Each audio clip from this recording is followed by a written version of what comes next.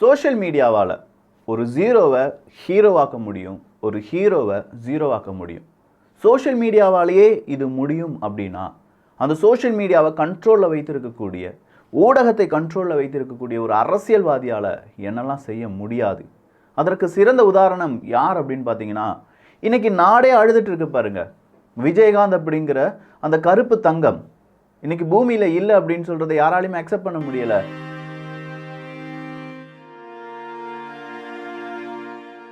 ஆனால் நிறைய பேருடைய கருத்து தமிழ் பட்சத்தில் நம்ம ஒரு காணொளி பதிவு பண்ணுறோம். விஜயகாந்த் அவர்களுடைய மறுபக்கம், விஜயகாந்த் அவர்கள் கடைசி வரை அனுபவித்த சில பல துரோகங்கள் அப்படிங்கிறத நம்ம அதில் வீடியோவாக போடும்போது நிறைய பேர் சொல்லக்கூடிய விஷயம், நிறைய கமெண்ட்ஸில் நான் வாசித்த விஷயம், இவ்வளோ நாள் எனக்கு இது தெரியாமல் போயிடுச்சு அப்படிங்கிற ஒரு கமெண்ட், இவ்வளோ நாள் இதை நீ சொல்லலையே விக்கி அப்படிங்கிற இன்னொரு கமெண்ட், ஐயோ இவ்வளோ நாள் இப்படியே நான் இவரை பற்றி யோசிக்கவே இல்லையே அப்படிங்கிற இன்னொரு கமெண்ட். இந்த 3 கமெண்ட்ஸும் என் மனதை ரொம்பவே அப்படியே ஆட்டி விட்டுருச்சுன்னு சொல்லலாம். ஏன், எதுக்காக? இப்போ இருக்கக்கூடிய அரசியல் களத்தை உண்மையாக புரிந்து கொள்ள வேண்டும் என்றால் விஜயகாந்த் அவர்களுடைய வீழ்ச்சியும் நாம் புரிந்து கொள்ள வேண்டும். இது ஆழமான அரசியல் சதுரங்கம்.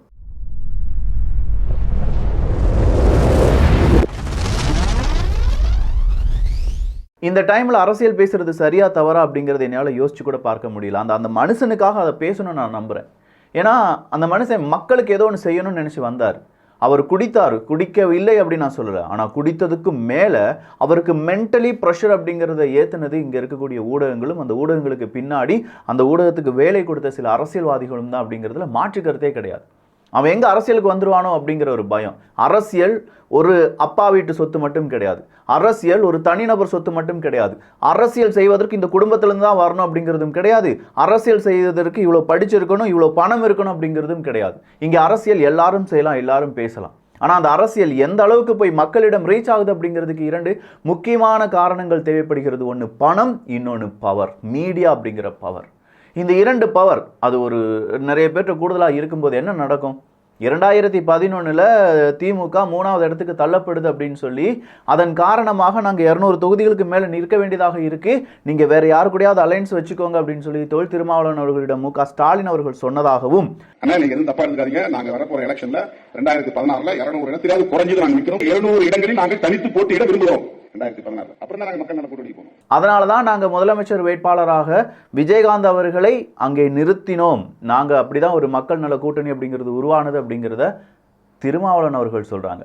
ஆனால் அதே திருமாவளவன் அவர்களை வேறொரு ஸ்டேஜில் நான் பார்க்கும்போது மனசு அப்படியே கடந்து அப்படியே நடுங்குது. வடிவேல் அவர்கள் பேசுகிறாங்க.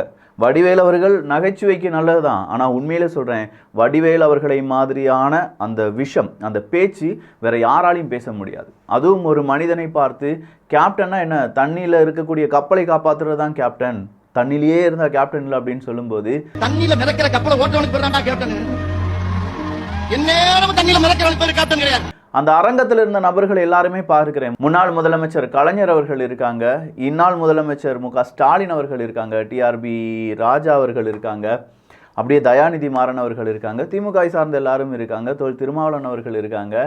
அப்போ கூட அந்த மனுஷனை பற்றி அப்படி பேசக்கூடாது, ஏன்னா எங்களுக்கு தெரியாது சரி, ஆனால் உங்களுக்கு தெரியுமே விஜயகாந்த் அவர்கள் என்ன செஞ்சுருக்காங்க.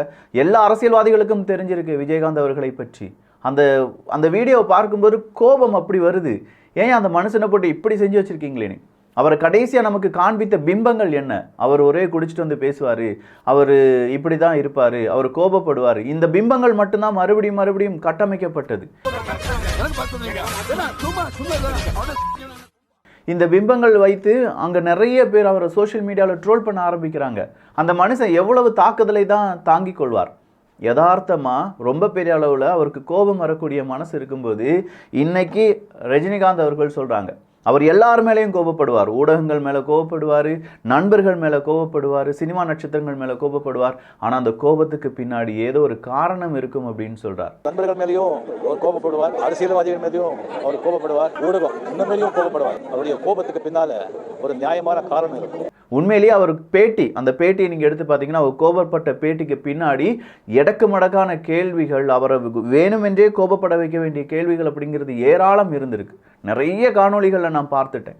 ஆட என்னடா காசு காசு காசுன்னு சொல்லி, என்னையா காசு காசு காசு பணம் போங்க நீங்க உங்க காசு என்னையா கோடி கோடியா சேர்த்து வச்சு எங்கயா கொண்டு போக போறீங்க? செத்தா கூட அருணாக்குடி அத்து விட்டு தான் உள்ளதை கொண்டு போறீங்களா?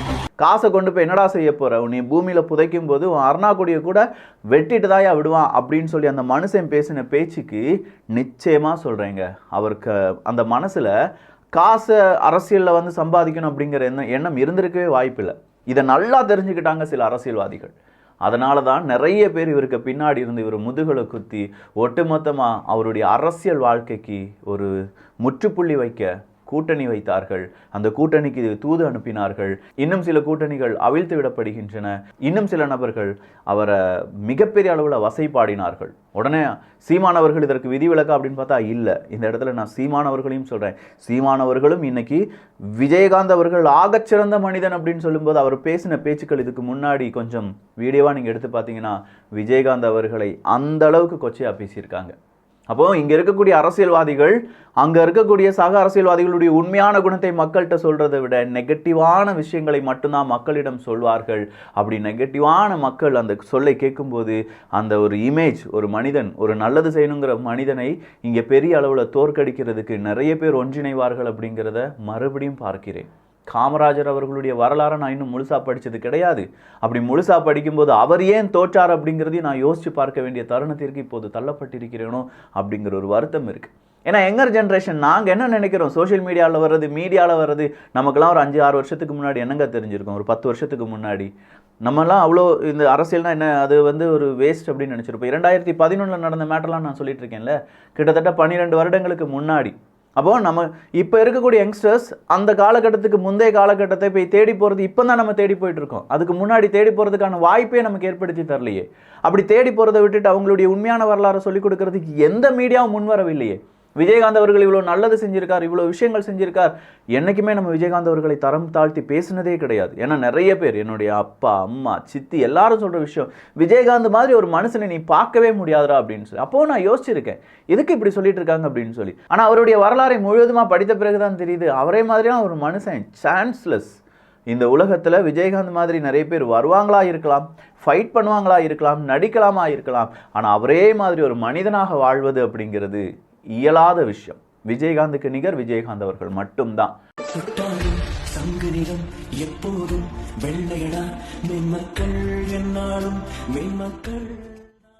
அவ்வளவு மக்கள், கிலோமீட்டர் கணக்கில் கியூ நிற்கக்கூடிய மக்கள். எங்க 10 வருஷமா நல்ல படம் எதுவுமே அவருக்கு வரல. ஒரு 7 வருஷமா அவர் எந்த அரசியல் கட்சிகளுக்கு கூட்டங்கள் எதுலையுமே இல்லையே, வாய் திறந்து எதுவுமே அதிகமாக பேசலாம். ஆனாலும் மக்கள் கூடியிருக்காங்க அப்படின்னா விஜயகாந்த் அப்படிங்கிற அந்த ஒற்றை தலைவன், அந்த தலைவனுக்கு நிறைய பேர் கொடுக்கக்கூடிய மனிதன், தலைவன் விட்டுருங்களேன், அந்த மனிதனுக்கு நிறைய மனிதர்களுக்கு கொடுக்கக்கூடிய ஒரு மரியாதை அப்படின்னு சொல்லலாம். சார் விஜயகாந்த் சார், நீங்கள் இதை கேட்கறதுக்கு இங்கே இல்லை, தயவு செஞ்சு எங்களையும் மன்னித்து விடுங்கள். நீங்கள் நல்லபடியாக இருந்த காலத்தில் இதே மாதிரி சோஷியல் மீடியாலாம் இல்லாமல் போயிடுச்சோ போலையோ, இல்லை மீடியாக்கள் பேசுகிறத மட்டும் நம்பக்கூடிய ஜனங்கள் இருந்தாங்களோ என்னவோ, உங்களுடைய உண்மையான அந்த குணம் மக்கள் புரியவில்லை. இப்போ நிறைய அரசியல்வாதிகள் நீலக்கண்ணீர் வடிக்கிறாங்க, ஐயோ விஜயகாந்தா அப்படி, விஜயகாந்த் இப்படி. ஆனால் இதே அரசியல்வாதிகள், ஆனால் இதே அந்த முகங்கள் விஜயகாந்தை குத்தி கிழித்தன அப்படிங்கிறதும், விஜயகாந்துக்கு பின்னாடி அவர்கள் பலவிதமான சூழ்ச்சிகள் செய்தார்கள் அப்படிங்கிறதும், விஜயகாந்த் அவர்களை வீழ்த்துவதற்காக அரசியலை செய்தார்கள் அப்படிங்கிறதையும் மறுக்க முடியாது. மக்கள் கொஞ்சம் விழிப்புடன் இருந்துக்கோங்க. இன்னைக்கு விஜயகாந்துக்கு நடப்பது நாளைக்கு யாருக்கு வேணாலும் நடக்கலாம். ஏன் அடுத்ததாக விஜய் வராருன்னு சொல்கிறாங்க, இல்லை வேற ஏதாவது புதுசாக ஒரு தலைவர் வரலாம், இல்லாட்டி வேற ஏதாவது ஒரு வேற படித்த எங்கேயாவது இருந்து நல்ல ஒரு தலைவர்கள் வரலாம். அவங்களையும் இதே மாதிரி மோசமாக சித்தரித்து, மோசமாக சில நெகட்டிவ் பிம்பங்களை மட்டும் காண்பித்து உண்மையான தலைவனை நமக்கு காண்பிக்காமல் போய்விடுவார்களோ அப்படிங்கிற பயம் நமக்குள் இருக்க வேண்டும். நம்ம பார்க்குற விஷயங்கள் இப்போ ஈவன் என்னைய கூட நீங்கள் நம்பக்கூடாதுன்னு நான் சொல்கிறேன். நான் கூட 100% அப்படியே வந்து எல்லாம் தெளிவாக இருக்கும் அப்படின்னு சொல்ல முடியாது. எனக்கும் இங்கே எரர் வரலாம். ஸோ எல்லா பிரச்சனைகளிலும் நீங்கள் நம்புவது அப்படிங்கிறது தான் முதன்மையான பிரச்சனையாக இருக்கணும். யாரையும் நம்பாதீங்க, தயவு செஞ்சு பார்ப்பது மட்டும்தான் உண்மை அப்படின்னு சொல்லிடாதீங்க. கொஞ்சம் தேடி படியுங்கள். நம்ம ஜென்ரேஷன் தேடி படித்து அவன் உண்மையா நல்லவனா கெட்டவனா அப்படிங்கிறத ஒன்றுக்கு 2 முறை ஆலோசித்து அதன் பிறகு நடைபெற வேண்டிய எல்லா விஷயங்களையும் ஒன்றன் பின் ஒன்றாக கனெக்ட் பண்ணி பாருங்க. நம்ம பாமகவை பற்றி பெருசாக நல்லபடியாக பேசியிருக்கோம், விசிகாவை பற்றி நல்லபடியாக பேசியிருக்கோம், சீமானவர்களை பற்றி நல்லபடியாக பேசியிருக்கோம். ஆனால் இவங்க எல்லாருமே விஜயகாந்த் அவர்களுக்கு எதிராக பெரிய ஒரு அரசியல் சூழ்ச்சியை செய்திருக்கிறார்கள் அப்படிங்கிறத மறுக்கவே முடியாது. சத்தியமாக சொல்கிறேன், மறுக்க முடியாது. பாமக கொடி கம்பத்தை கிழித்ததிலிருந்து விஜயகாந்த் அவர்களுக்கும் பாமகக்கும் ஏற்பட்ட அந்த பிரச்சனை இருக்குது பார்த்தீங்களா, அங்கே தான் விஜயகாந்த் அவர்களுடைய அரசியலினுடைய மிக முக்கியமான புள்ளி அப்படின்னு சொல்லலாம். இன்னைக்கு அதே பாமகவினுடைய தலைவர்கள்லாம் வந்து விஜயகாந்த் அவர்களுக்கு இறுதி மரியாதை செலுத்துறாங்க. சரிதான், அதன் பிறகு அவர் இறந்துட்டார், அதன் பிறகு பேசுறதுக்கு வழி இல்லை. பட் அவர் உயிரோடு இருக்கிற வரைக்கும் நீங்கள் அவரை போட்டு கொன்று தொலைச்சிட்டிங்களேப்பா. எல்லா அரசியல் கட்சியும் தான் சொல்கிறேன், எல்லா அரசியல்வாதிகளையும் தான் சொல்கிறேன்.